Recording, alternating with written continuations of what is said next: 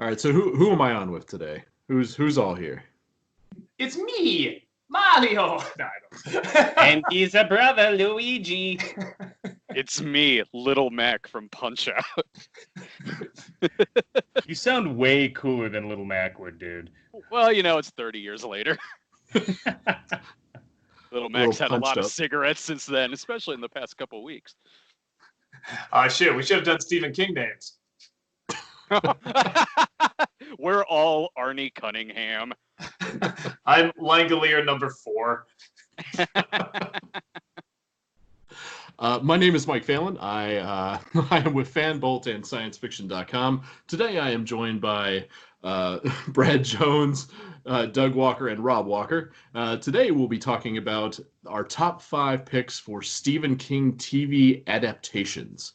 The way I'd like to go about this is pretty much a countdown. We'll start at whatever we think our number 5 is. It's not necessarily which one do we think is the best or the worst, just where you would kind of rate them just randomly in your head. And I'll go last since I am a gracious host. So whichever one of you fine young gentlemen would like to go first, please feel free. I'm putting my numerical order here, so maybe. Yeah, I didn't have mine in any order. You can tell we're really prepared here. Honestly, looking at what I had, probably just another one of my fine shows, ladies and gentlemen. Probably Rose Red would be like my number 5. Oh, I never even saw that one. I saw it back like when it came out, which it was like 2000 or somewhere in there. It was a while ago. I remember really enjoying it. It had it was a little more of like kind of a haunting vibe, and I know he's read some Shirley Jackson, because I want to say maybe it was Salem's Lot. He was quoting The Haunting of Hill House. One of his books, he was quoting The Haunting of Hill House, but it's kind of got this concept of like, a house that's kind of in and of itself insane. And I thought it was good enough. Like my one issue with Stephen King miniseries is when you say it's the best, that's a low bar to set generally. But I remember enjoying that one. So I would probably put that at number 5. All right, I guess I'll go because I got mine in order, and I should make it very clear. Looking up the list, I just realized I actually have not seen as many Stephen King miniseries as I thought, because I only had 4, and then one of them is just a TV show. So I'll get to that. And also, only one of these is actually good, and it's not number 1 though. So okay, there's my going into that. Number 5, I guess again, just because it's one of the few I've seen, I'll do the TV Shining. Just because again, it probably wouldn't be on most lists, but it's just one of the 5 I've seen. But I will say, in terms of entertainment, it is interesting just to see, in a strange way, even if it's boring, when Stephen King has complete control over something. I mean, does he have control of the script? And man, does he write it like an author would write a script. It's just so wordy, so talky. There's almost no showing as opposed to telling. I mean, it's all talking about it and giving it, they talk about how to get the water heater working. I mean, it's like they talk about fucking everything, which is so fascinating because when you compare that to something like Maximum Overdrive, which really doesn't have that much talking and it's total visual insanity, and he directed that and wrote it. It's so bizarre, but he was also coked out of his mind. So maybe. Or I was going to say, Creep Show is another one I thought was very well put together. That didn't he write? He wrote them, yeah. Oh, and he acted too. So we know he's capable, but yeah, I think you nailed it with The Shining. That it suffers from writer's syndrome of an author adapting their own work, and it's way too much. So I don't know why that though, but he's done other things where I'm like, oh, this is actually great. So I have no idea. It may have been a case of like try-harding. Like he just tried too hard. Like, this is serious now. This is not like Maximum Overdrive or Creep Show. But yeah, I kind of agree with you there, Doug. Well, that's also something common that you'll see too when it's Mick Garris directing the adaptation. Because Mick Garris, who directed The Shining, also did like The Stand, and he did Sleepwalkers. And there's one common thing that you kind of see in a lot of those, like especially like comparing Mick Garris's The Shining was, say, Stanley Kubrick's The Shining, or just some director who's like, I'm putting my own voice on this. I'm putting in what I feel, how this is going to work on a big screen versus how it works in the book. Mick Garris is not that kind of director. No. He is not. Okay, hold on. Sleepwalkers is its own unique what the fuck, and that really was amazing. But aside from that, you're right. The Stand and Shining and stuff. It's like, okay, well, let's just try to do what the book's doing. Sleepwalkers is amazing in the way The Room is amazing. Yeah. Oh, it's amazing, man. It's phenomenal. Oh, I love that movie, but it's not because it's like objectively good by a standard like definition. Yeah, and Sleepwalkers is Mick Garris and Stephen King working together on something where they're not like restrained to like TV censors either. Like, oh, we're in the big screen. Okay, let's get all these cats in here. Oh, is it my turn for number 5? Yes, it is. Oh, okay. Well, Thanks for the dead air. Oh man, now I'm regretting saying anything. Just let that go for like 5 minutes. I'm putting kind of like what you're saying, Doug, with The Shining. I'm not saying that this number 5 is like really that good, but I'm like, I'll put the Langoliers on there because when I was narrowed this down to 5, I was looking at it going like, let me just kind of put down the top 5 ones that I've seen more than once, and some of these I've seen quite a bit, and I go back to, and they've certainly stuck with me for a while.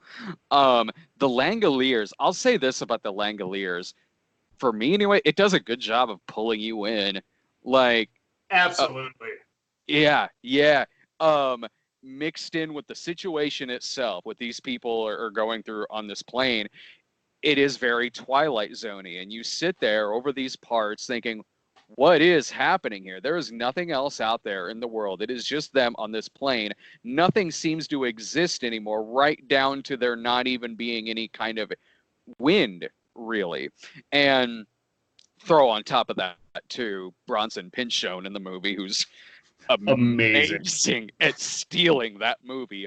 Holy crap. So you spend a lot of this time going, I'm wondering where this is going. How are they going to end this? This is a lot of really good build-up. They're building up a lot of questions here, like a great sci-fi TV series or miniseries should. Flying meatballs, man. That's where it's going. Dude. And even it's just that effect, because it's really not even that I have a problem necessarily with the explanation, because it's one of those things where, like, yeah, in the book, I'm like, yeah, okay. In the book, I see that's where this is all leading to and why.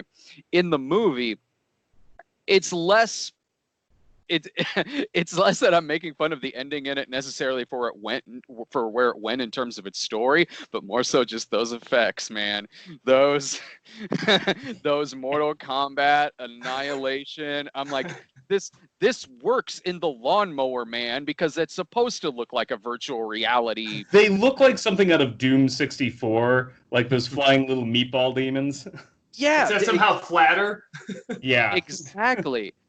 And I remember when I first watched it and just was, because it was so early on into like CG and TV CG. And I remember sitting there when it aired and just going like, so this is bad, right? Like, this looks bad. Like, it isn't just me. This looks bad, right?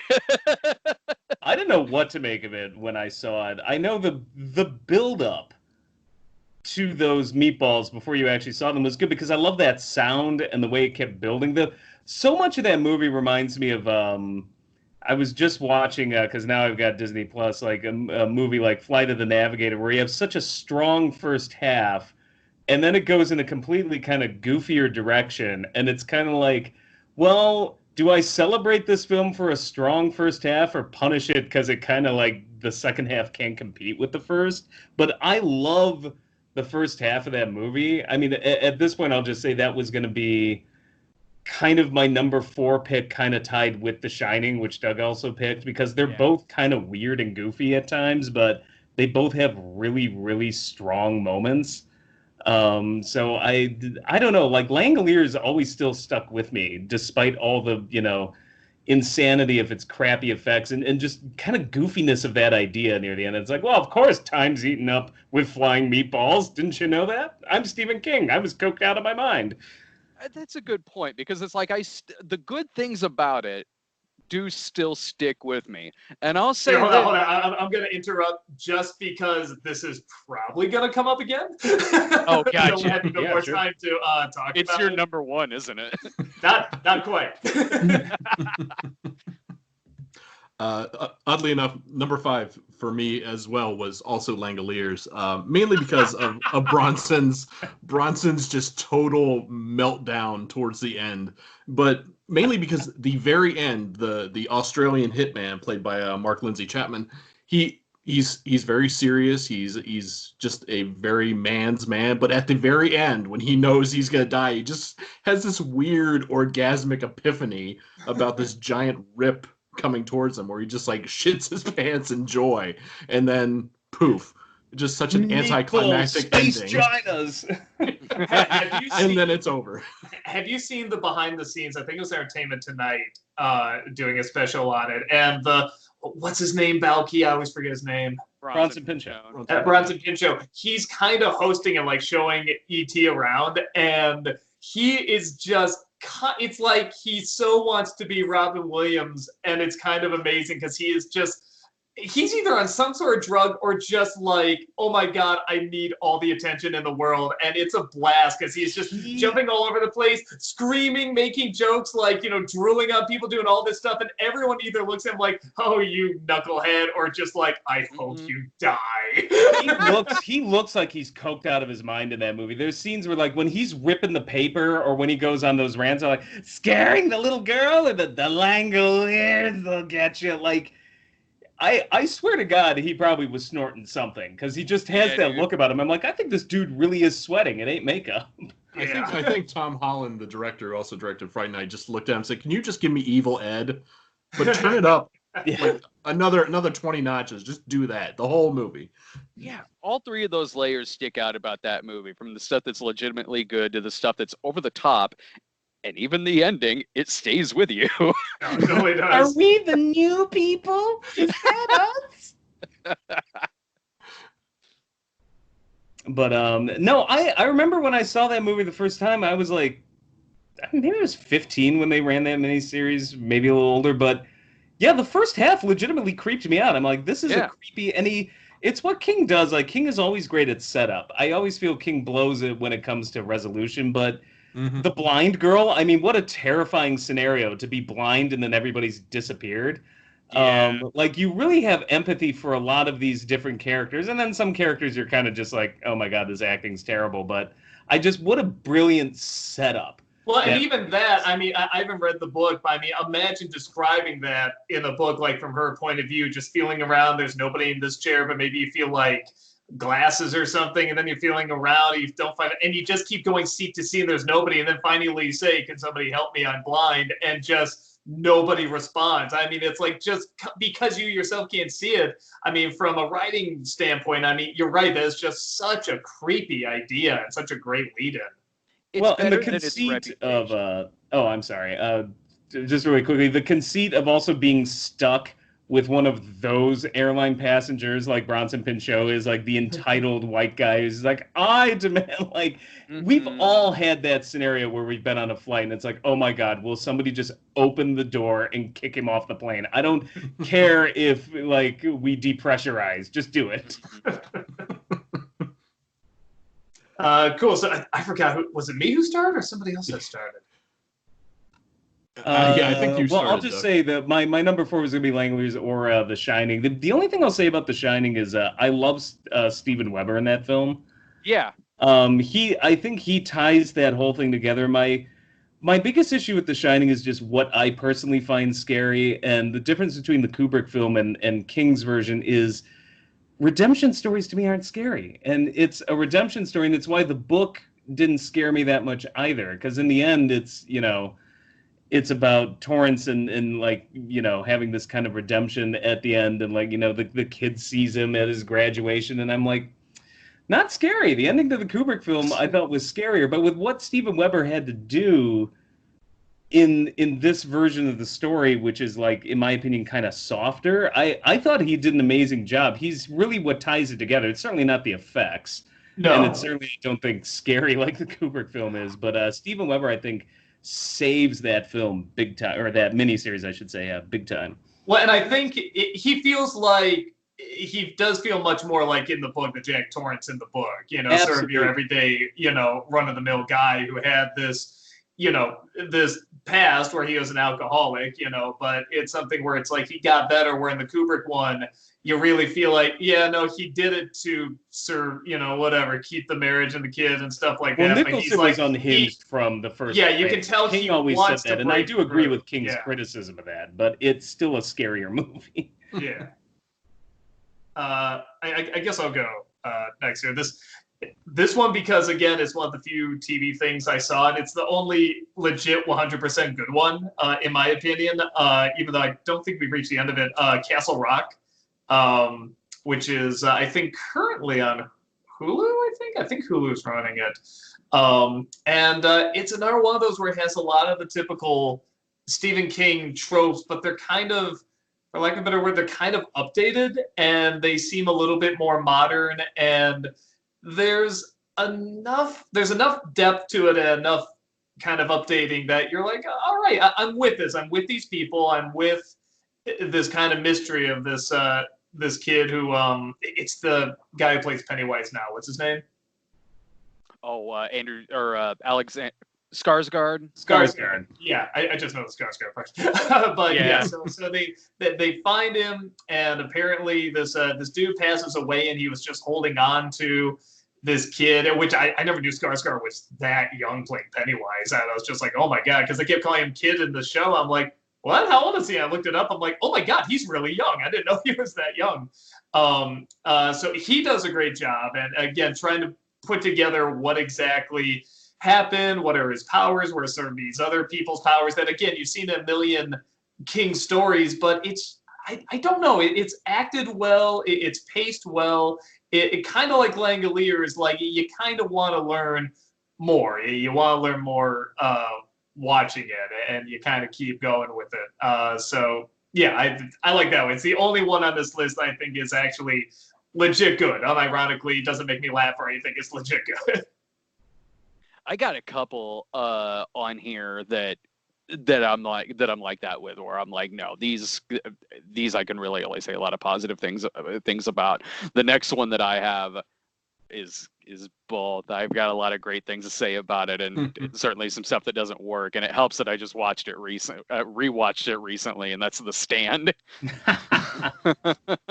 Man, so I had a great time watching this because it is, I mean, it's long enough. It's four parts, so the whole thing is 6 hours. So in that 6 hours in this miniseries in 1994, you do get really everything that will work great about a Stephen King miniseries, mixed in with kind of that added element of Mick Garris cheese to it. But both of those things keep it consistently entertaining. Like we were talking about this before we started recording, where I said it's kind of like if you mix together like great Shyamalan with bad Shyamalan into one thing, into one giant 6-hour thing. Because when I sat there to rewatch it again, it'd been like 26 years since I'd seen it. In the first part, I'm going, you know what, this is really holding up. Like, there's some creepy stuff here. The soundtrack is really good. The situation is like really bleak, and you have like Ed Harris getting more and more burnt out as this goes along. I'm going, this is really holding up. And then Mother Abigail comes in there with her guitar, going like, come on up and see me, honey child. And I was kind of going, now it's hitting me again.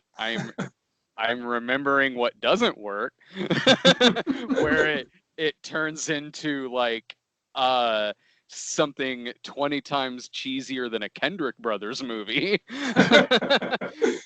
But even like, while as it keeps going insane, but entertainingly insane, and you still have a lot of stuff that works, like Gary Sinise being really cool. Jamie Sheridan, who's Randall Flagg in it. He's having a lot of fun, especially as it goes on. And when they just cut loose and just have Harold be straight up evil and bombing shit in it. Like that, like it keeps going crazier and being entertaining. But the crazier it gets and the cornier it gets when you get towards the end, where of course it has a dog reaction at the end. Man, yeah, I was thinking of you, Rob, when that happened, when it has like the superimposed head of Mother Abigail over the babies and then cuts down to the dog. Like, always know a bad movie when you have a dog reaction shot.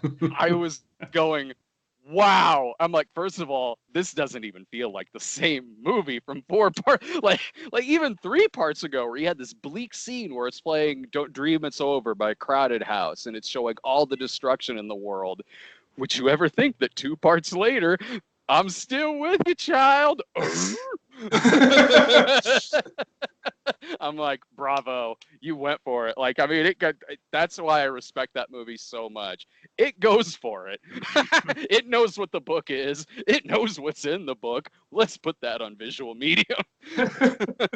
I'm still not sure how this is going to work as a feature film. Even if you broke it up into 2 parts, there are too many characters. You would have to eviscerate the cast for it to be plausible. For The Stand? Yeah. Well, the new one is, from what I hear, is like a 10-part series. Oh, so it is like a could TV work, series. Okay. The one that like Whoopi Goldberg is in.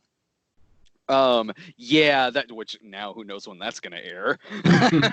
But can we have Whoopi Goldberg at least say "Honey Child"? I hope so.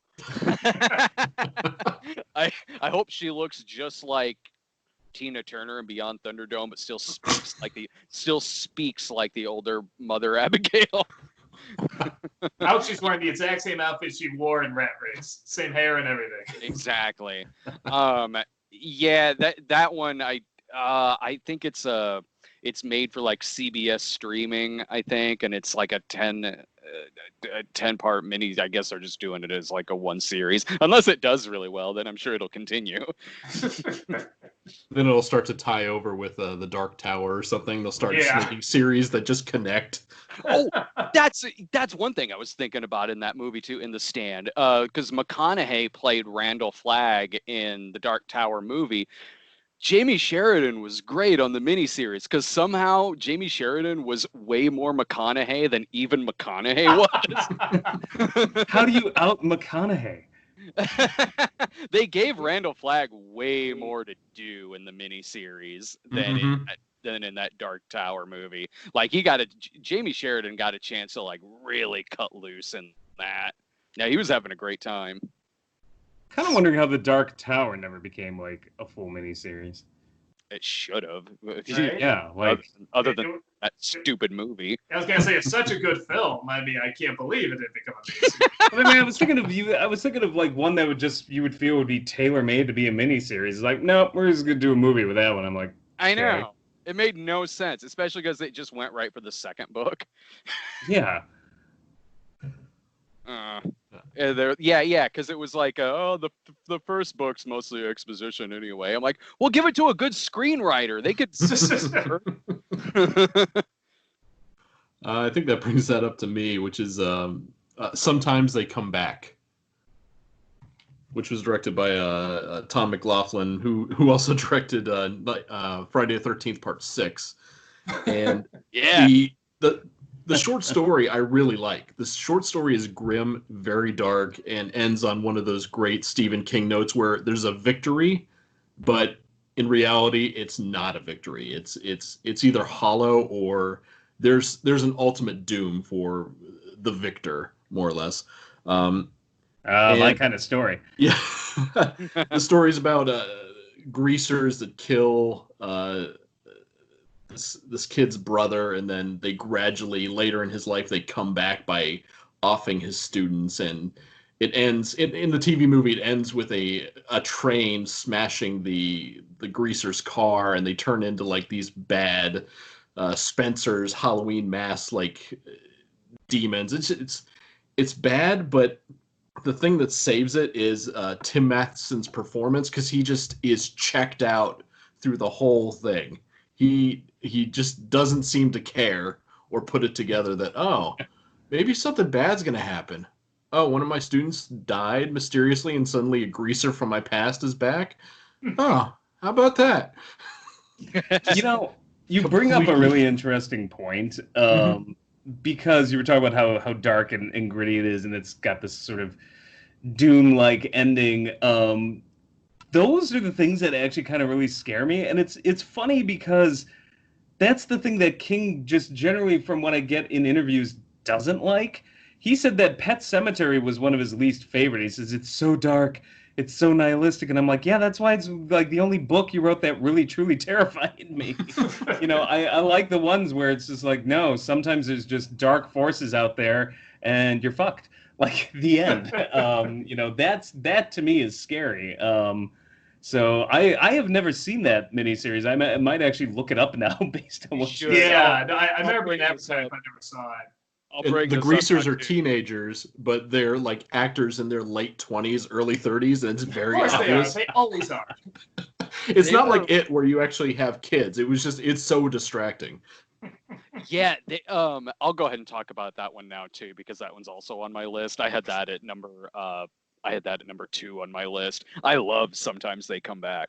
And yeah, Matheson's great in it. It's a well-made suspenseful movie, and largely too because the guys playing the greasers, especially Robert Russler. Mhm. Robert Russler from Vamp and Elm Street 2 and Weird Science, he's the main one of the greasers. And that's a common thing with King, the greaser bully gang and things like that, like whether it's Christine, It, Yeah, there's Henry even Bowers. there's even one who pops up in The Stand. Not even a virus could kill off these but I mean it was a flashback in The Stand, but like that gang in Sometimes They Come Back they were one of my favorite like evil greaser gang groups in Stephen King, because Robert Russler's legit terrifying in this, because he looks like he should be like playing Dallas in The Outsiders or something like that. Like he just has this natural charisma to him and this evil ass laugh and this like crazy ass smile. Like he's great on camera and super, super charismatic. Like you could see how a lot of in the 50s where these characters are from, how the wrong kind of person would think that this guy is like really, really cool and might Mhm. follow this guy and look up to his gang. Whereas sometimes if like a king bully is written kind of badly, they're like, okay, how's this guy not why are people even following this guy? Like this guy's just like a serial killer. Like, but Robert Russler in this, no, he is like charming and creepy. He's really good. And he's a great villain, which works too, because Matheson is a really likable hero in it. Another thing that common thing with King, where the main character is either a writer or a teacher. In this, like what you were saying about Weber in The Shining, Matheson's very, very, very, very believable as this kind of pushing 40-year-old teacher who sort of has this dark past.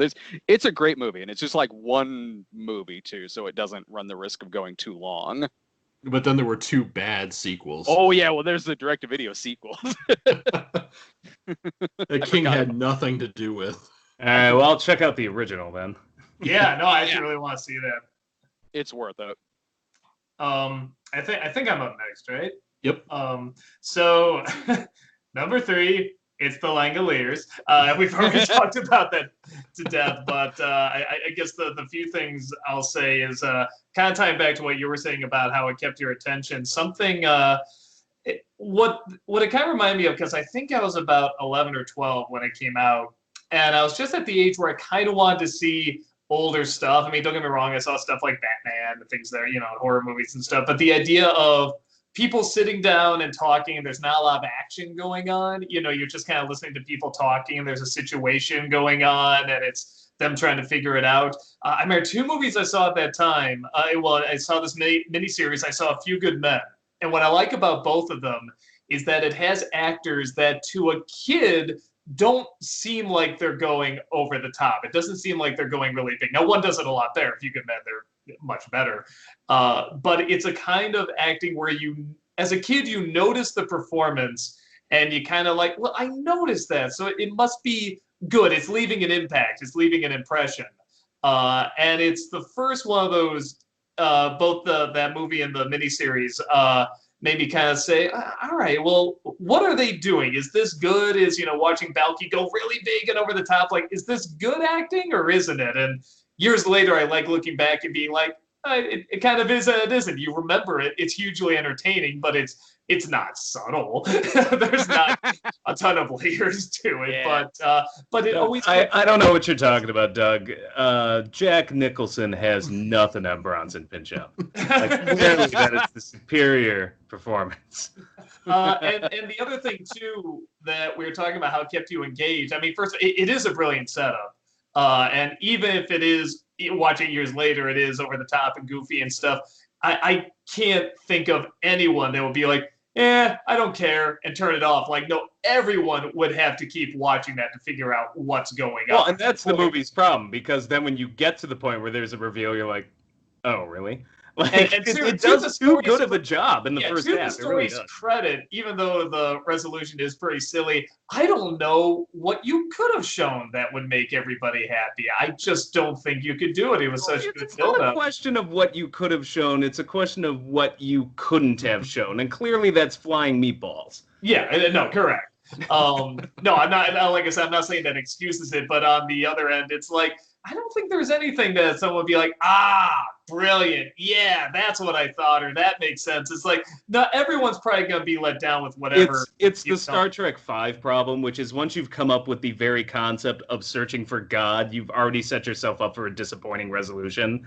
Because nobody's going to sit there and go, well, that, like, everybody's going to have a different concept of what would be really cool for this. So, and it's the one other thing they did I wanted to touch on is that which you can't really see on video or DVD or anything like that, is when it would cut to commercial, they would show just a little snippet, maybe like 3-5 seconds long, of what's coming up next, and they tried to pick like the best scene, when it comes back to commercial, like this is coming next, and they wouldn't say we'll be right back. You just play a little bit of music, and every scene they showed, I was like, how does that happen? Where is this going? How did this get, like one will be, the girl with like smoke behind her, even though she was just stabbed a minute ago. It's like, what? Another one is like Balky with a knife going after a guy going, ha ha ha ha ha. It's like, what? How'd that happen? How do we get to this point? And so even just in the little snippets, like the 5-second snippets they showed, I was like, I have to know what's going to happen. I will note they did not show the flying meatballs in the little snippets. No, they did not. Again, the marketing team knew, oh, hell no, we ain't showing that off.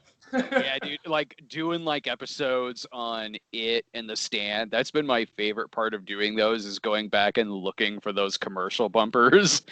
Dude, I gotta show you. I found one on YouTube. It wasn't The Stand. It was another Stephen King miniseries though, but it's just all of the commercials that were running, because it's just a commercial collection.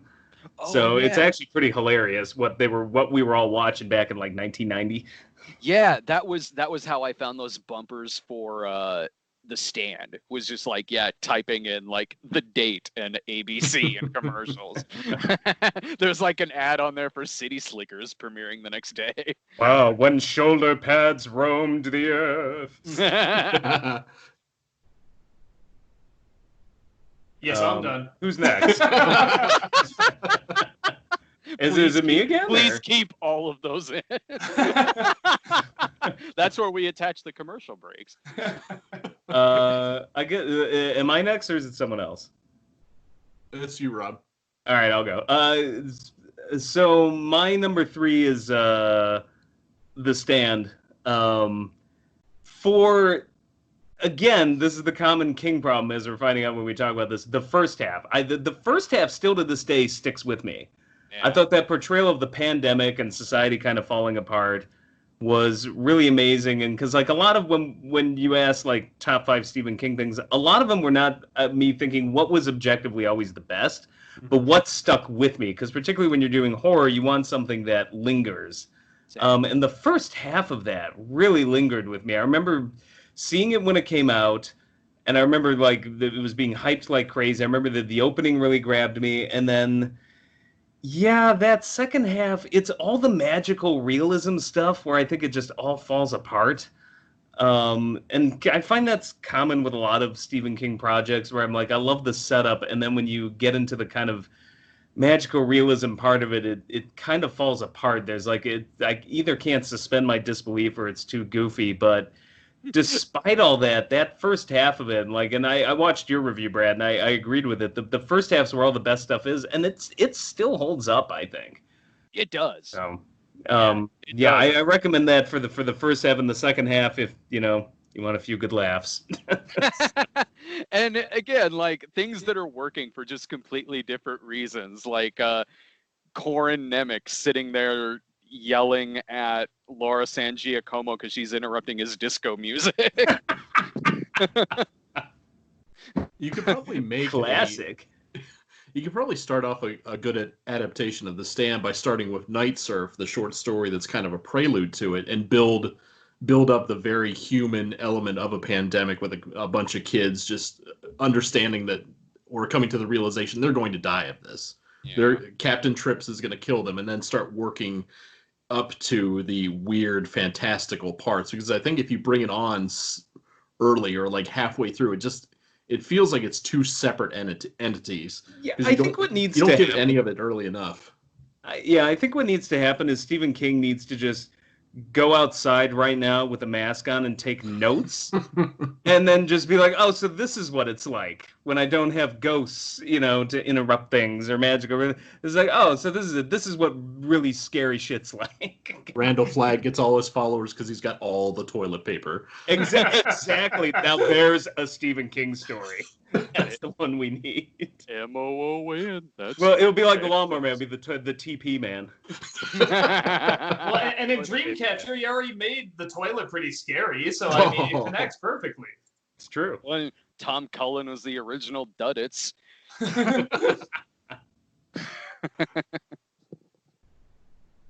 think it's you. I think it's you, Brad. It's me. It was number 3. Number 3 on mine. I put It. Really? Yeah. That one is of the miniseries. Of the miniseries, it's the one I've watched the most. But granted, we used to watch it a lot when we were kids. And when I watched it again, and when I did the episode like a year or so ago, it had been a little while since I've seen it. But I mean, I'll still say like it's. Yeah, like we've said about a lot of these miniseries. I mean, like the movie is pretty consistently entertaining, but I mean, like one thing it does well, other than like Tim Curry stealing the movie, is a lot of King definitely loves nostalgia, and he loves writing what he knows, and you do see a lot of it. Like we brought up Dreamcatcher earlier, which Dreamcatcher has a lot of him doing similar things, but done badly, like Duddits in that movie, and not that Tom Cullen was that great in The Stand, but I mean it was worse in it was worse in Dreamcatcher. And in it, when you had all these kids in the early 1960s, the most endearing thing about it was they did all certainly feel like they did a good job of making them all seem like friends. Another thing that did better than when it had the young kids in Dreamcatcher that also had to do with them. Man, there is a lot of similar things when you think about a lot of these movies. Oh, yeah. Doug and I came up with a Stephen King drinking game. Yeah, right. Do a shot every time one of these common tropes pops up. They're in the Dreamcatcher, they're hanging out as kids, and they're adults, and they come back and everything.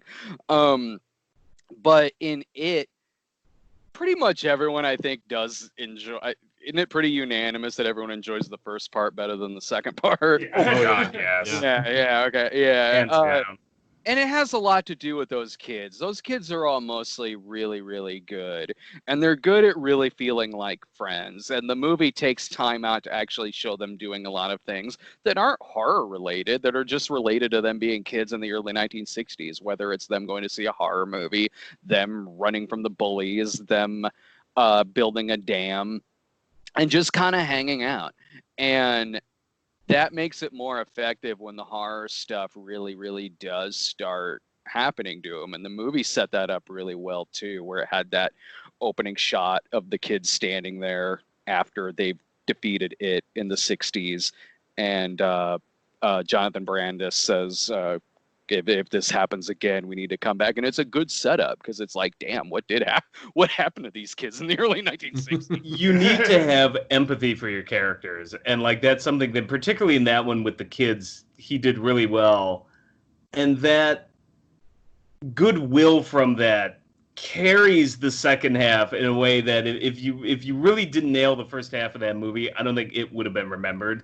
Because the second half is not that great, but it built up so much goodwill with the first half that you're kind of invested by default, which is fantastic character exposition and development if you're just willing to be like, all right, I'll give it a pass because I'm really into it now. And there's memorable things that are still in the second part, like genuinely so, like the line "Kiss me, fat boys" from the second half. It doesn't go the full cheese of like the superimposed head of Mother Abigail over a thing of babies and a dog reaction to it. Like it doesn't go far in that direction. But yeah, it's not as strong as the first half. I think largely because the kids had better chemistry than the adult actors did. Oh, absolutely. Yeah, the kids really seem like they all probably hung out with each other. The adults, it's not that the individual performances are bad. They're not. Just the kids just have better chemistry with each other. But it's given a lot. Pennywise is given a lot of fun stuff to do in the second half of it. Yes, definitely. Yeah. There is still really standout moments in the second half. I don't think it, like every miniseries that we've talked about here, no, that the second half isn't as strong as the first, but I think the second half of it is the closest because it doesn't go the full CGI flying meatballs eating up the day. It doesn't. It doesn't do a few of the cheesy things that The Stand did. Yeah, it gets silly with the spider turning up and things like that. And that's where I lose it. I'm like, I'm actually still really with it. And then the spider, and I'm like, and what kills me is in the movie too. The CGI spider, I'm like, no, I can't even say that this is that much better because I'm still having a hard time taking it seriously. He definitely, I think he admitted at some point that he kind of wrote himself into a corner and he's like, giant spider, and then snorted another line of coke. Yeah, the movie made the right choice of really, really turning those caves into just a giant funhouse. Oh, absolutely. I loved the movie for that. Yeah. But yeah, that's one that I could easily go back to a lot because I've seen it. I've seen it a number of times, and I can see why it was really popular with our age group at the time. Because flaws of it aside, strengths and flaws of it aside, Tim Curry's Pennywise is an iconic horror villain. Yes, definitely. Oh, absolutely.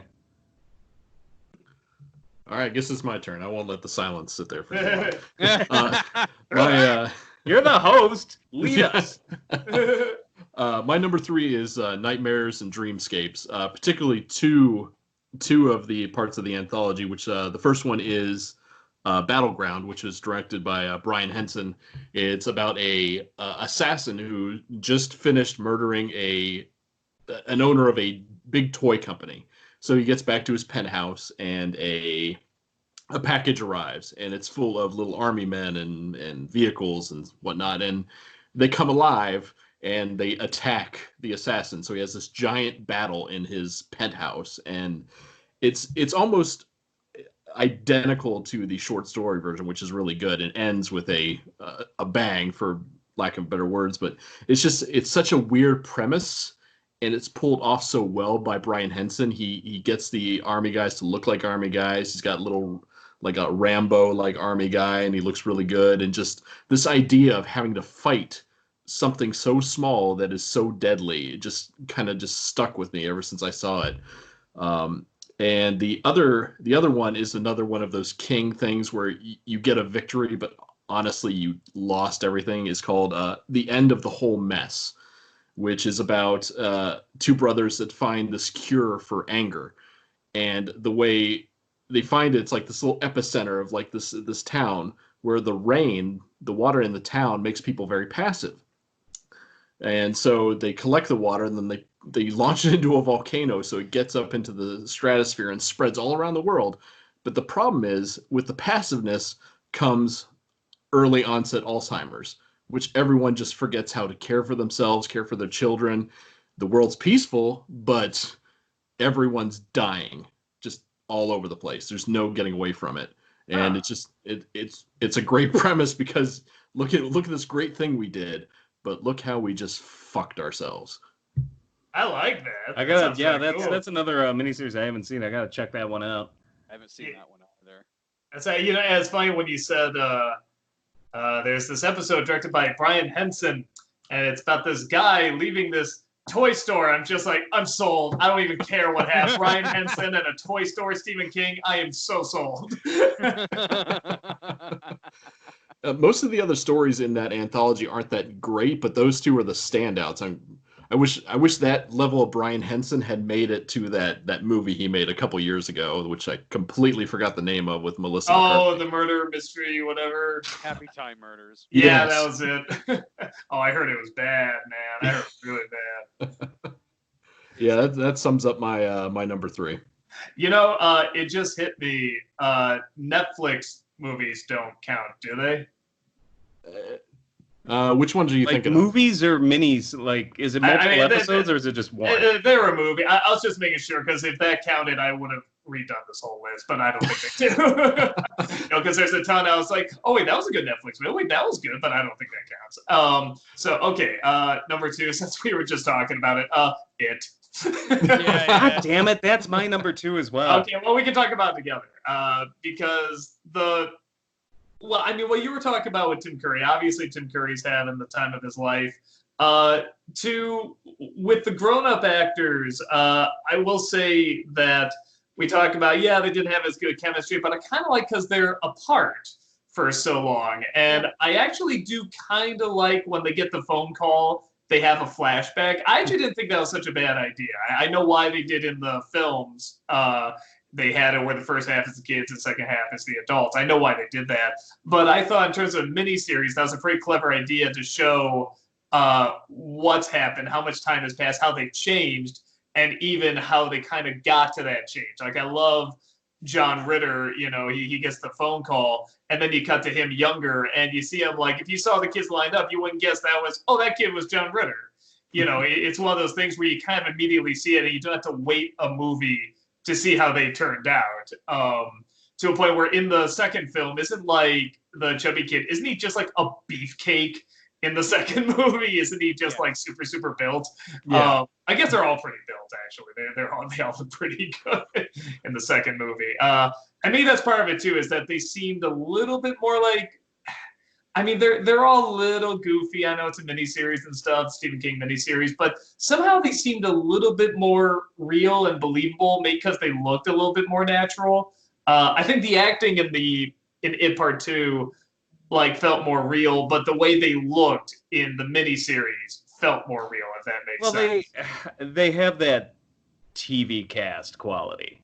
Yeah. Not big Hollywood actor quality, because Hollywood actors, it's always about the prettiest people. I know what you're saying, Doug, because I agree. I'm like, these look like adults that I would have seen in around 1990, and not like Hollywood movie stars. And there is a quality to that I enjoy. Go ahead. They did. I thought that the adults in the movie that just came out looked more like physically looked more like the kids from It Part 1. Mm-hmm. Especially the adult Eddie Spaghetti looked like he might as well have been like they used some time machine to actually get that kid from the future. Yeah. And like you said, even when because when I first saw it, I was never scared by much. And everyone said this was scary, so I was really excited for it. And just when it never scared me, I was like, oh, this sucks. I don't like it. But again, as I got older, I learned to appreciate stuff that left an impact and was still memorable and entertaining. And the movie was always entertaining. It's another one of those where I couldn't possibly leave it in the middle. Like I had to know what was going to happen. It actually kind of scared me. I don't like. Now, the only part that scared me as a kid, when the picture winks, I legit went, ah! Like, that was a When really the picture winks, I think for me, and this is the difference, like, because I love the fun house. Like, I liked Stephen King's It, the new one. I liked that film best when it was like kind of a Sam Raimi funhouse film. My favorite scene in the movie is when it was at Finn Wolfhard or one of the Stranger Things kids like walks in and sees like the coffin, like the lost and found thing, and he just says, "Oh shit!" Like that part of the movie, I just loved. So what I found scary about the miniseries is how it's the exact opposite, where it's not like, oh, Tim Curry has the sharp teeth. But apart from that, it's the way he's just kind of out in the open. Like there's this weird monster clown and he's just there and it's almost like he doesn't need to act extra scary. It's just like, why is there this creeper that it's almost that kind of like John Wayne Gacy effect of like just somebody just right out in the open. And it's like, no, he's just there the whole time. Just this. Well, and I think that ties in as well to him being a clown. Like, he's a legit good clown. Like, you would see him at a party. He's a legitimate clown. And that makes him Skarsgård's a monster. Yeah. Like, it's like a kind of like, ooh, scary, creepy, like something out of Aliens or something like a little more like that. Whereas Tim Curry, I'm just like, you could just believe he's a serial killer up until you actually see him like pull out some real monstrous stuff or turn into a giant fakey spider. But you see how he would like you could see children finding him charming and wanting to follow him, and I think that's one of the scariest elements. Yeah, in the beginning of the King film, I just was like, this little kid's a Darwin Award. Like, fine, go into the storm drain there with the like. I know, thank you, exactly, because that's one thing that like.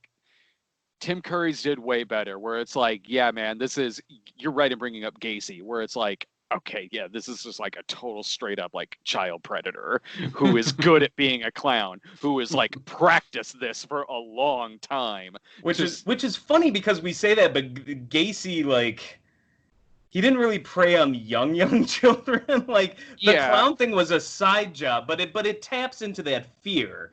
I think Gacy left an indelible mark on pop culture because, like, and I think people Mandela affect that even, like, oh yeah, like he killed like little kids or something. Like the funny thing is well, it's not funny, but he actually didn't.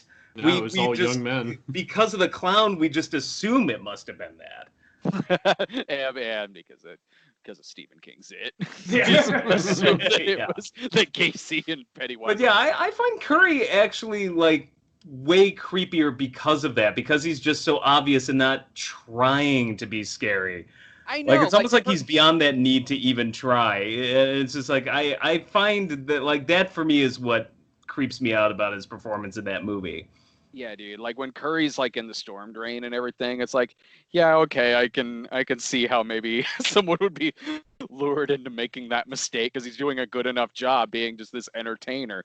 Whereas in the new one, it's like, dude, you deserve everything that just happened to you. It's right when he's just like, but what about your boot? And I'm like, Jesus, kid, just run. This cracked out monster in the drain. Oh, yeah, I'm gonna stick my hand in there and get that balloon back. Hey, boat.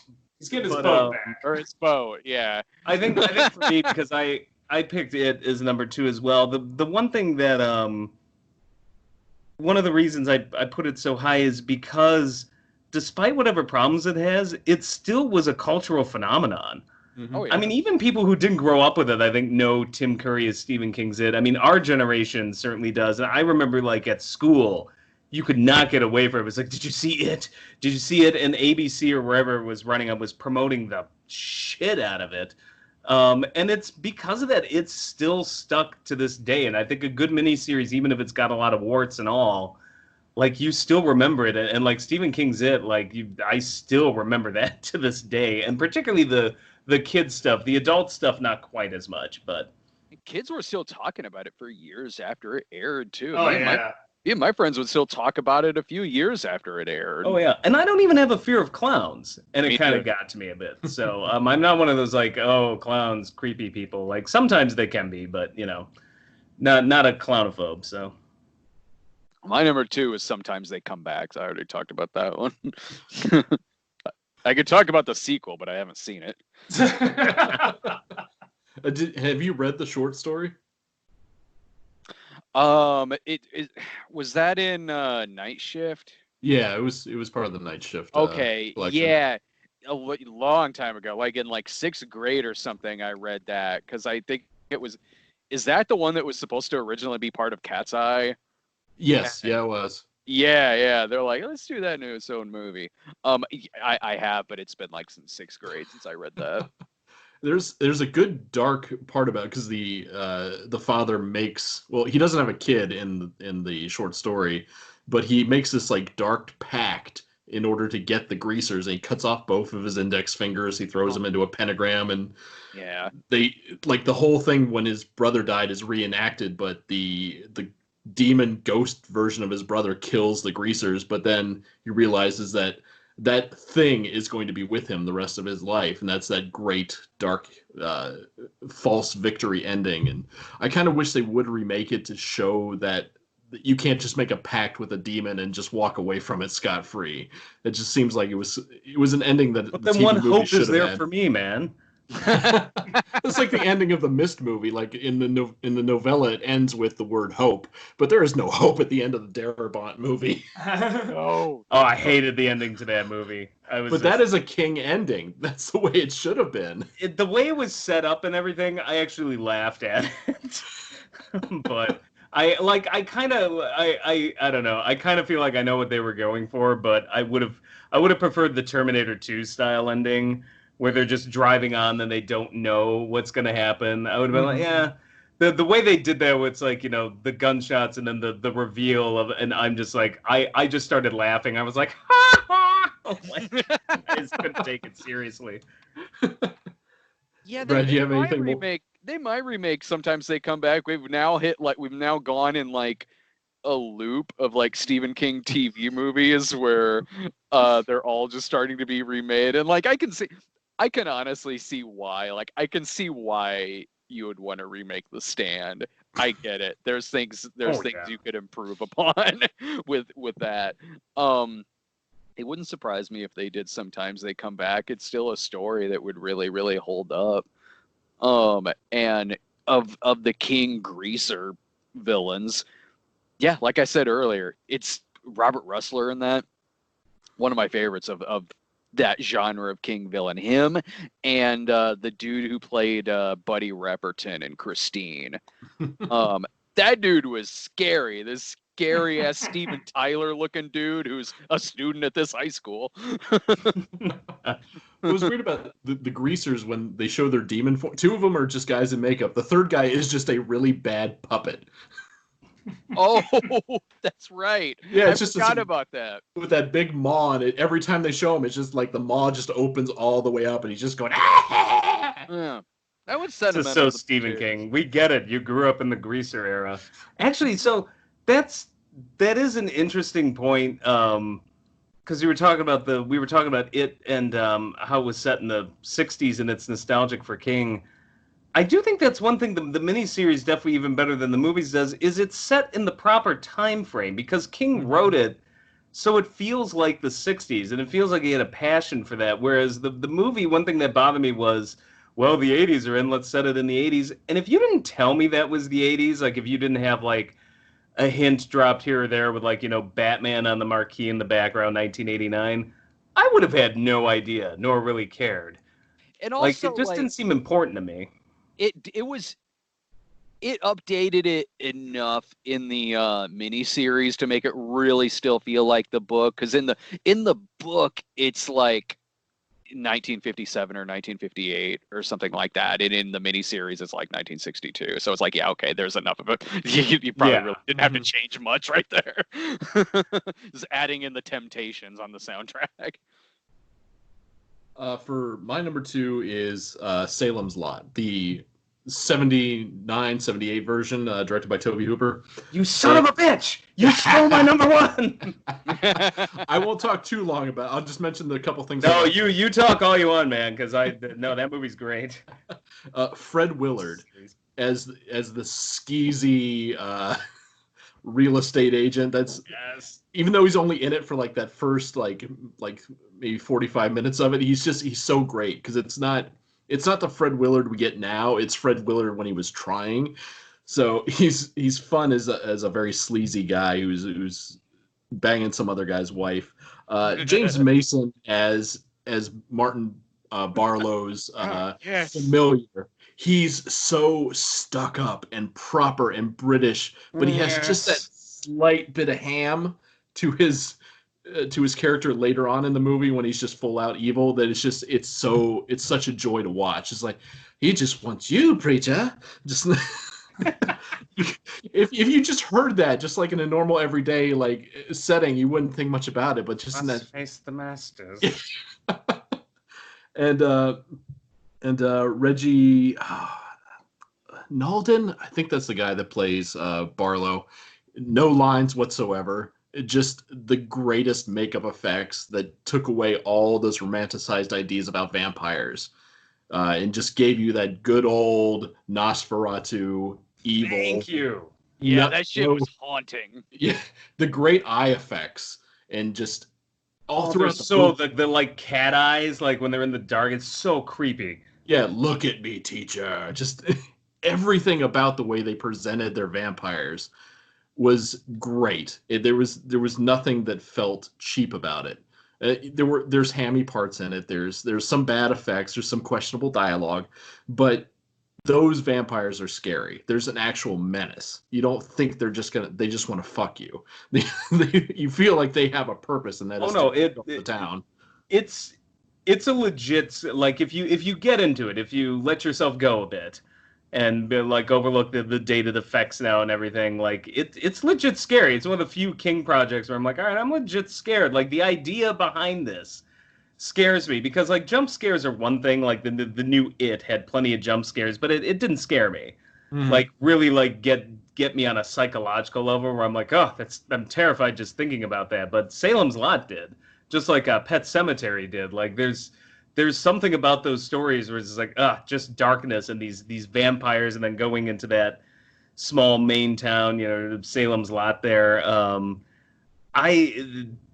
That one easily is like my number one, and it has that old school horror vibe that you would see in like not even in Evil Dead 2 Sam Raimi, but almost in that Evil Dead Sam Raimi. Like It's just got that late 70s vibe to it. I think it was 79 that movie came out. Yeah. And the ending is interesting too, because I always felt like it was similar to. I always felt like Demon Knight somehow was borrowing a bit of that concept, the way he was constantly running and being hounded by these demons. Because I always look at the ending to Salem's Lot and go like, I wonder if that would be a shared cinematic universe almost. It's another one of those films where I wish if they were going to remake it again or make a feature film of it, they would build it up more by maybe doing the first like maybe 30 minutes as the short story Jerusalem's Lot, that builds up just how evil the town was before Barton Malow came to the town. Because there's a lot of history in that story itself. You have to go back and read a completely different story to learn about it. And I wish they would just build up. If you were going to do a Stephen King cinematic universe, you need to incorporate his short stories that put the foundation there for his bigger, more grandiose books. And that wraps up my my number two. That Salem's Lot, I came close to putting that on there. Just the only reason why I didn't is because I haven't seen it in like 26, 27 years. So, and plus the one that our video store had was again, the one that was like cut down to about an hour and 45 minutes or something like that. Mm-hmm. And so I just simply thought like, well, I don't know how much I can say about it because I remember loving it. It's just been so long since I've seen it. But what you guys are talking about is like the one thing that, even though it's been decades since I've seen it, that vampire still does stick with me. What they do with the makeup, his eyes, those creepy shots of him just up on ceilings and shit. Like, that still. When he gets up in that kitchen and he's like this black like sheet or cape or whatever, it just everything about it is just so freaking creepy. Yeah, like that. that image is still like burned in my head. And I didn't put it on my list because I have not seen it, and I really want to see it. Oh, Doug, you're I'm missing forgetting out. it's a thing, and it's one of those things where I'm like, oh, damn it, that's right. Like, I haven't seen this yet, so I'll get to it at some point because I hear it's really good. Well, that brings it back around to you, Doug. Anyway, Oh, for there you number go. one.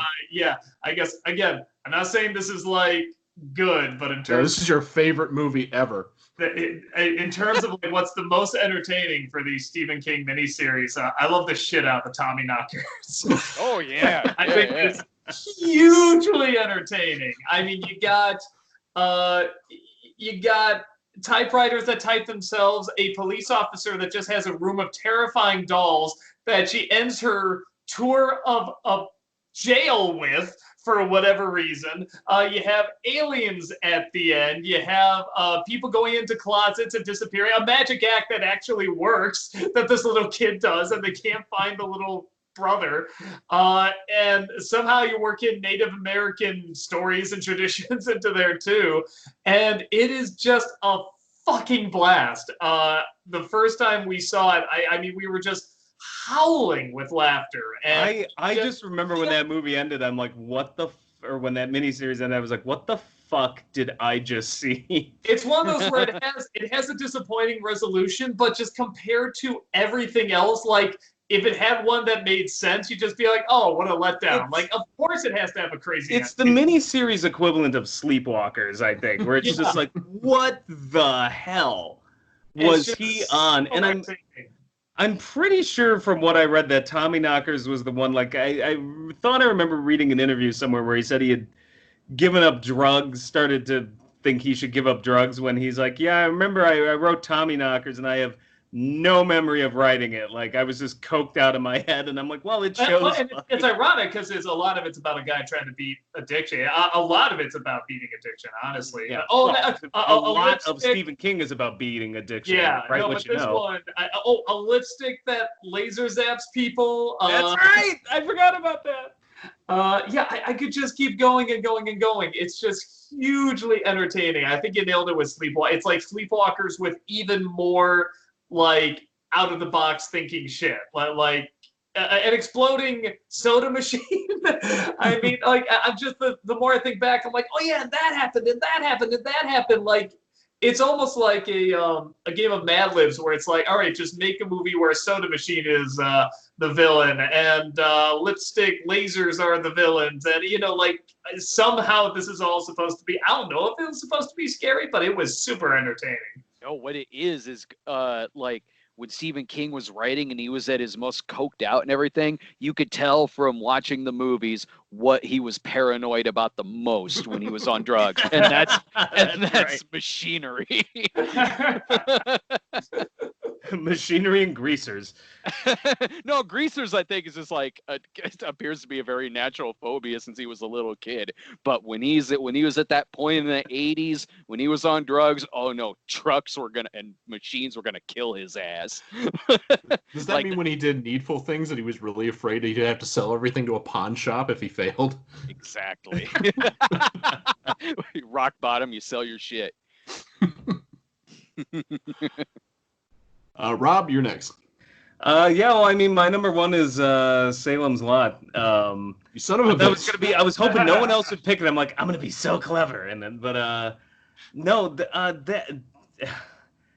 I do enjoy a lot of the crazy ones like Tommy Knockers and stuff. But I mean, Salem's Lot's overall legit good.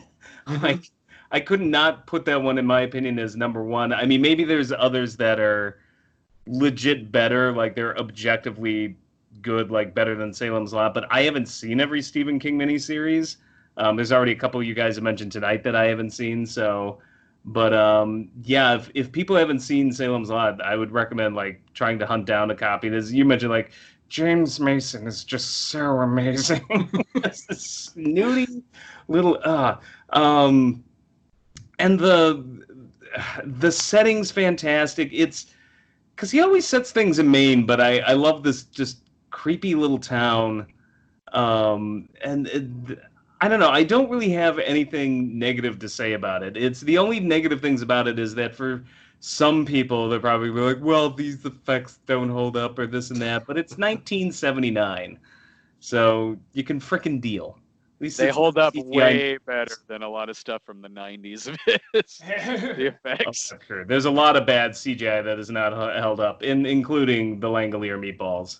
And then Return to Salem's Lot, just when you put the two together, you're just like, how did something that came out in 79 just still beat something that came out, I think, 6 or 7 years later? Even though it's directed by Larry Cohen, and Cohen's just a madman. It's just like, these are nowhere near the same. How could you even call them the same name? One's like a campy vampire film, one's an actual terror movie. Did you guys see the Rob Lowe one? I think I saw part of it, and it's where the preacher's drinking Barlow's blood, and then I was like, this is kind of stupid, and I just turned it off. I've never seen it. I wasn't sure how well that went over. Well, Rutger only Hauer got isn't a in little bit of makeup. a way Rutger through Hauer it. looks like a dashing, debonair man as the vampire. I think he's his character from Buffy. I think having Hooper as a director really helped Salem's Lot at the 79 one.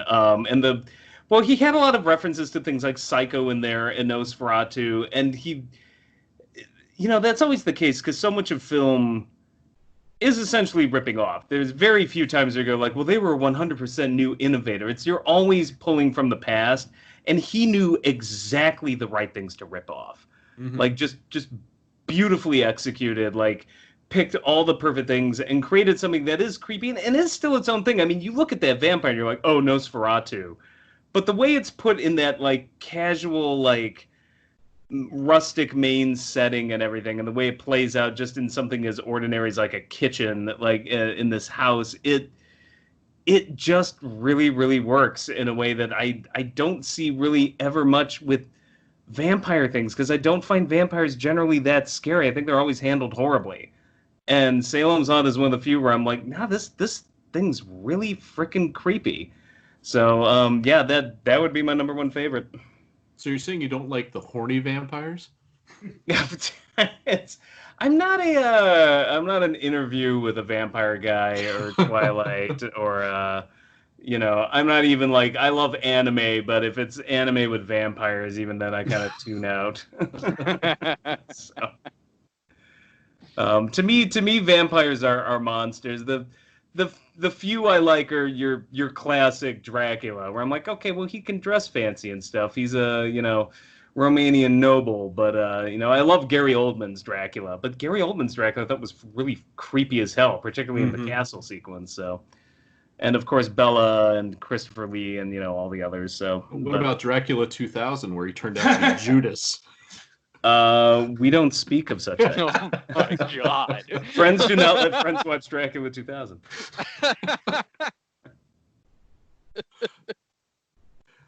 All right, Brad, it's your turn. Mine. I put 11/22/63. I heard that's really good. Yeah, I heard that was good. Yeah, dude, that was it aired over on Hulu, and I don't know if they still do this on Hulu now, but at the time, they did it like you'd be watching it on network, where it was like one aired a week, as opposed to just dumping them all out and having a binge watch it or something like that. And I was hooked on it because it was like, this is Stephen King doing part Back to the Future, part Cold War thriller. I'm like, it's awesome. And they had the right director behind it, in that you could tell how the wrong director, if this had been made like 20 some years ago or something like that, would not have been able to really pull this off and make it work. And it's a fascinating enough story where James Franco finds that in the back of this diner there's a portal that'll send you back to the year 1960, and it is shot and written so well that you just buy it. You're along with it. It's like, okay, well, there's a portal to the past in the back of this hamburger diner. All right. I'm along with this ride. They are doing such a good job of making this work, of making this setup work. And he goes back to 1960 to attempt to prevent the Kennedy assassination. And you can only go back to one specific time in 1960. So if you want to go to 1963. You just simply have to live for 3 years and let 1963 happen just in real time. And if you decide to go back to the present, which you can do, you can go back to the present. When you go back, it restarts and puts you back to that moment in 1960. So you'd have to just wait 3 years to catch up to 1963 anyway. And with it being a miniseries, there's a lot of different stories that happen in this 3 years that he's living in 1960. He has to become a teacher again. He has to find a way to make money. He just has to live as a citizen in the early 1960s. He ends up having this fling with this teacher who has an abusive husband. So you have all these side plots that happen, but they do a good job of making these all tie in with each other to feel like they are just part of this larger story. It's like when you're playing like an open world video game and you're having like kind of a lot of side quests, like, but they are all eventually going to end up tying into each other. And one important thing that this does, which is kind of rare in one of these miniseries, is it really did stick the landing. Oh, okay. Nice, the rare one. Yeah, it does, because I was waiting for it to go like, let's see what the resolution is going to be here. Like, please don't disappoint me. And it's one of those things where when it's getting into the resolution, again, which has the real feel of like an 80s Cold War thriller, you could see how it could go wrong. And there is certainly some cheesiness to the last couple of scenes of it. But again, not in a way that's totally out of left field. This is in a way where it's like, well, this is just kind of it's natural how because I don't want to spoil it for you guys who haven't seen it, but it's what happens like feels natural. It's a little cheesy, certainly, but not in an overdone way like we were talking about with like The Stand or The Langoliers. It's not completely out of left field. What it does in the resolution here, it wraps things up. It's simultaneously bittersweet and also sad and kind of tragic, but again, it's sort of like one of those endings where like, all right, this is just the natural conclusion of how all of these stories went and how it should naturally end here. And like how it does with the setup, it's just got the right director behind it to make all of this work and just feel right and natural. Did you see it, Mike? I saw parts of it. Michelle was watching like some of it, but I never sat through the whole thing. It's worth it, man. Like, yeah, I think we've all got a lot of time to kill now. Just a little bit.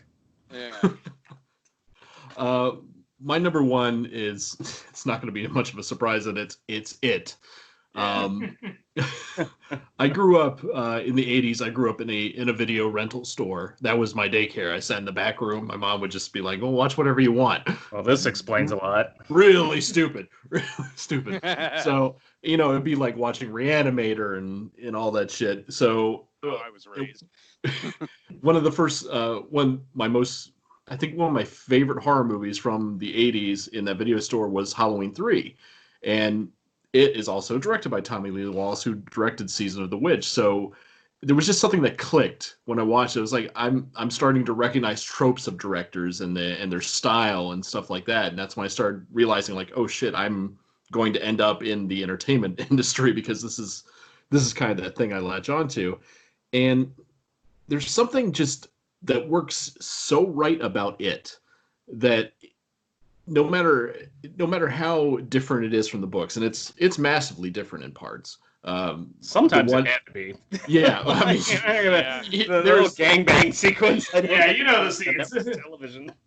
A scene that didn't even belong in the book. It could have been easily edited out. That was really weird, but and it was the first time that I actually read through a Stephen King book. Was after I saw that movie. It's like, I need to know more about this. So I cracked open that huge tome, and I was like, wow, there's a lot in here that I wish would be in the movie. Like Mike Hamlin's story is probably the best story out of the book. Him and his father, the racism they had to deal with, the black spot, the giant crow and all that stuff, is something that I felt needed to be in the film, and that's kind of like where I started to also realize that I need to separate books and their adaptations. I need to keep those things apart because otherwise I'm going to perpetually let myself down when I see a movie. And that's something that it taught me is I need to make that distinction that a written work is not going to work very well on television. And then when I saw the film version, I was like, wow, this is kind of terrible. And I think I'm one of the only writers at the site I was working for at the time that hated it. And I was kind of glad that I turned down the chance to be at a set visit for it because I probably would have said something I shouldn't have. And like, this is why is this set in 1989? Why does the clown look perpetually creepy? Why doesn't he look more like a regular clown? Isn't that the point? To draw in children? Well, that would have been all right because I was on the set of. Honestly, when I was on the set of Stranger Things, it felt more like it than the new version of it with Finn in it. It was like, were you just trying to cash in on Stranger Things, so that's why you set this movie in this time frame? It was just I think it's casting a wider net of so if you look, the weird thing is I've been looking at a lot of things that came out in the 80s and 90s, and if you look at that, they went through the same thing where the 50s were really in.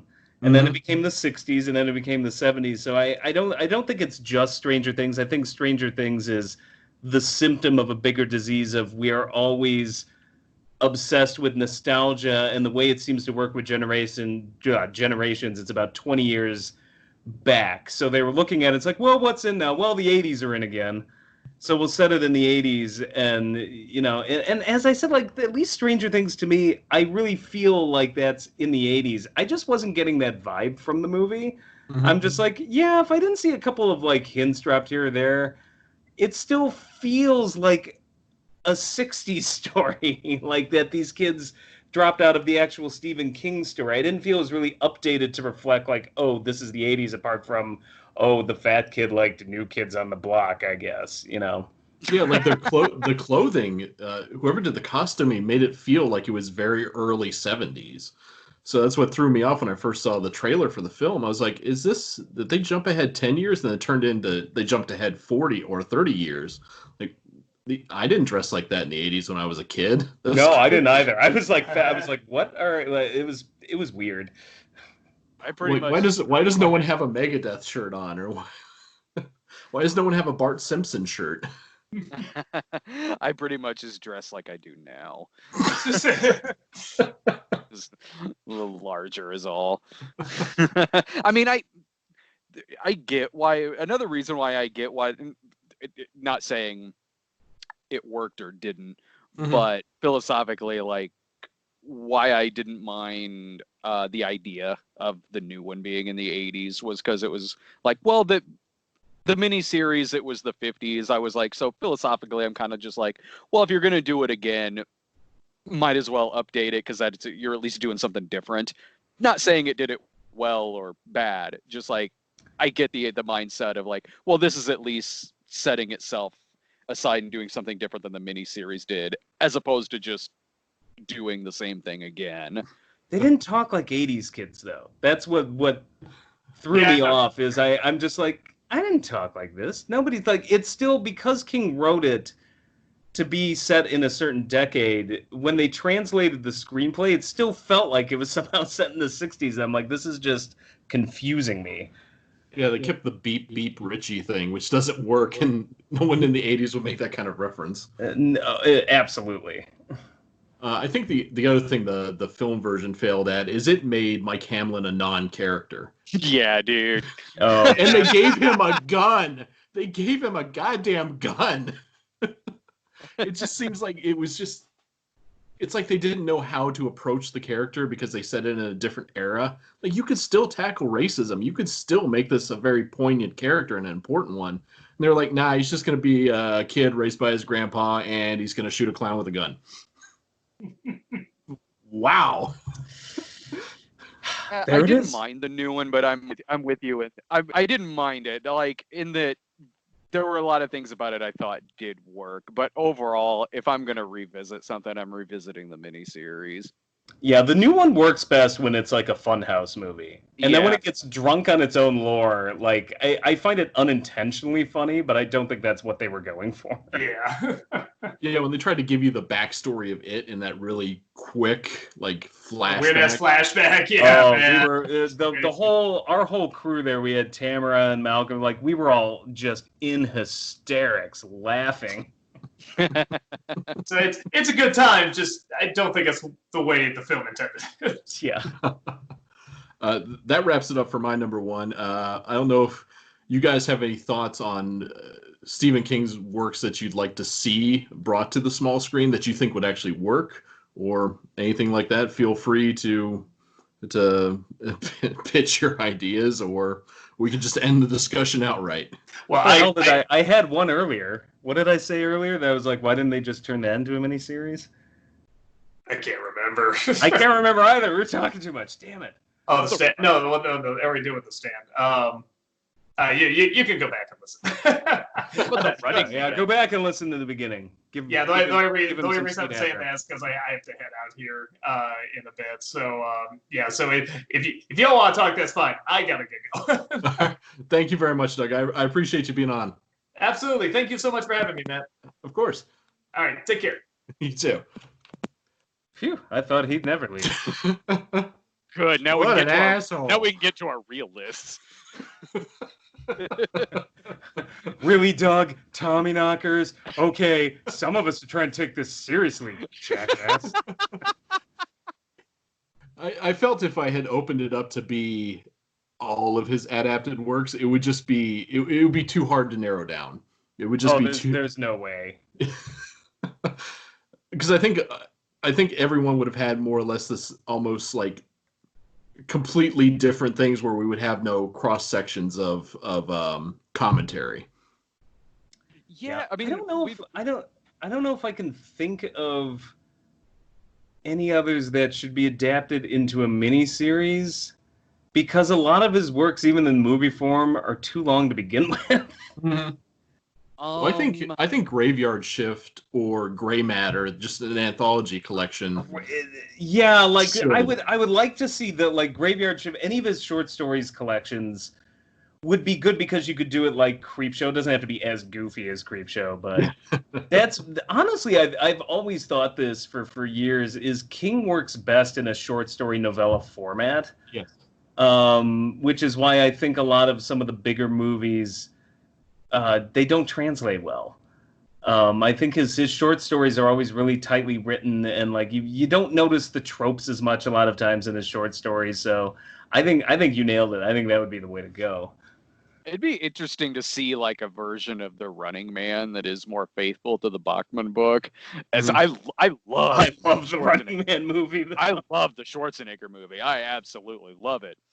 So that is not it has about almost as much in common with the book as the Lawnmower Man movie does.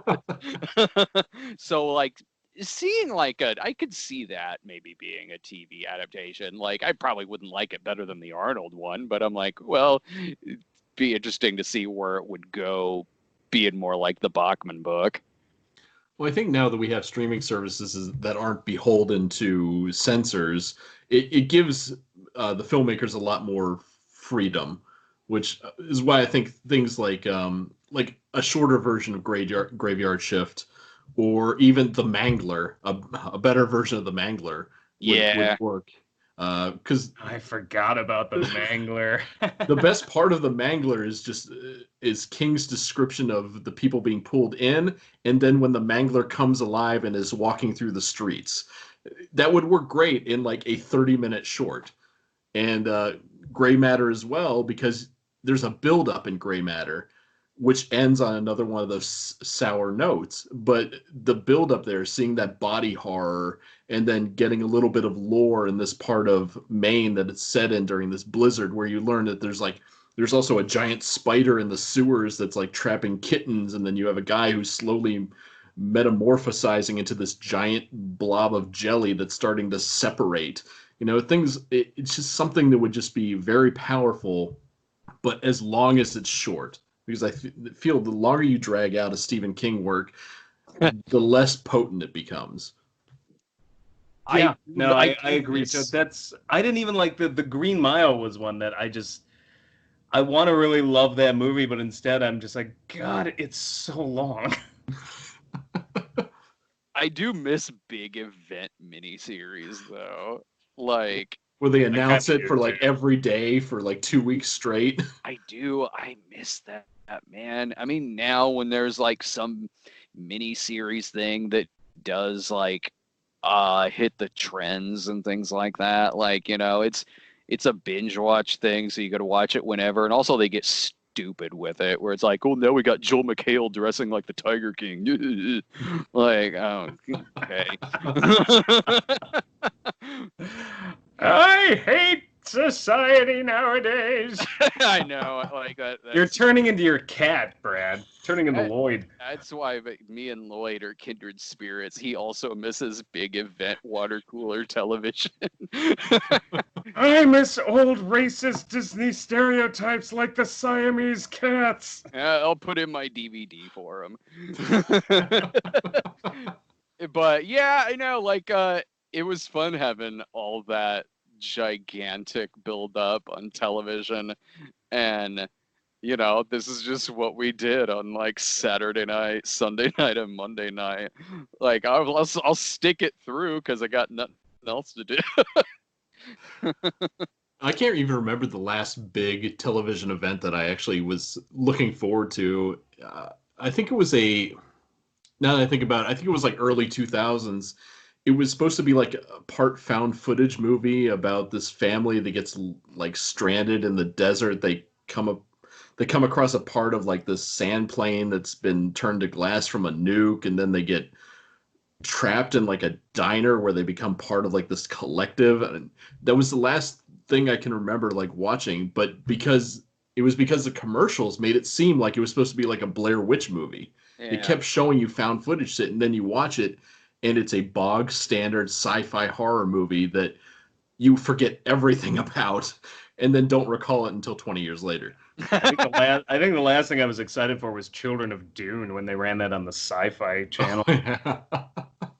That actually was pretty solid. It was more solid than the first Dune one they did. But since then, I remember the ads for Prison Break I was really, really into. And then the first season of Prison Break was amazing. That wasn't a miniseries, but I love that. And then that jumped the shark. And then Lost was another big one that I was into for a while, and that jumped the shark. And a lot of them just can't last. Like, I feel like we need more series that, like a miniseries where it's just shorter. There's so many things I miss now because, one, there's a million channels, so how do I know what's on 500,000 of those? And also, when you could watch it anytime, you just put it off and put it off and put it off and put it off. It was easier for me in my mindset. Like, I know people are different now, but like, it was easy. Appointment television was a lot easier for me. It's how I feel about working out.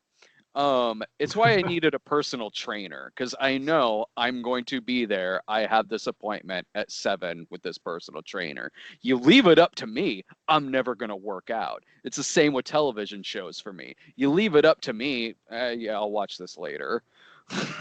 I'll just watch Friends again. I know. It's like, yes, exactly. I'll have the sitcoms that are like my fast food, my comfort shows, my Friends, my Seinfeld, my Frasier. That's all like my comfort shows. It's like, yeah, I could go downstairs to go work out, but I'm more comfortable here with this Whopper and fries. I didn't get around to watching the last season of Ash vs. Evil Dead till just this past weekend. Yeah. I got to catch up with all of that. I only saw the first season. I haven't seen any of it. It's really good. Entertaining. I hear it's really good. It's just like a lot of things, I just get sidetracked and fall out of watching stuff, or I just kind of forget about something. I've just been watching, like, YouTube is pretty much my daily routine now, whether I'm at work or whether I come home. And then my wife is just like, I don't want to watch any more YouTube. And then if one of your videos pops up, Brad, it's just like, fuck it, we got to watch it. Let's find out what the fuck these Corona zombies are about.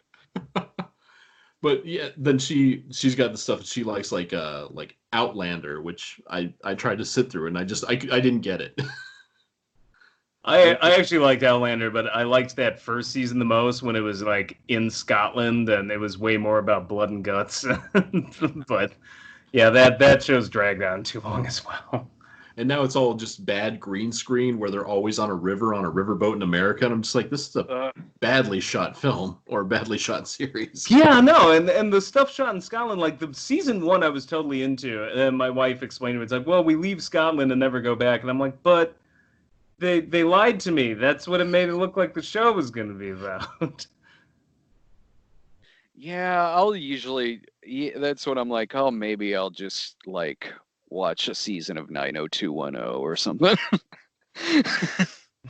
Just go back and watch something 30 years ago that I've never seen. No Melrose Place for you, Brad? Laura and I were just talking about that the other day because we were watching Seinfeld and it was the episode where I had to take the lie detector test on Melrose Place. And Laura goes, so did all those things happen on Melrose Place? I'm like, yeah, they did. I can vouch for it. That wasn't even the craziest shit that happened on that show. When are you gonna binge all of 90210? I should, because that show I haven't seen since it first aired, and even then I wasn't. I was gonna say the last time I saw that was when it was running on actual television. Same here. It was like, well, it's on. I know, like I kind of missed that about television, where it was like, yeah, I watched it because it was on. All right, well, on that note, guys, I'm gonna have to head out myself. So, all right, Rob. It's been something. Tommy knockers. It's been a thing. All right, I'll catch you guys later. Twist. I didn't see that coming. Take it easy, Rob. You too. Bye.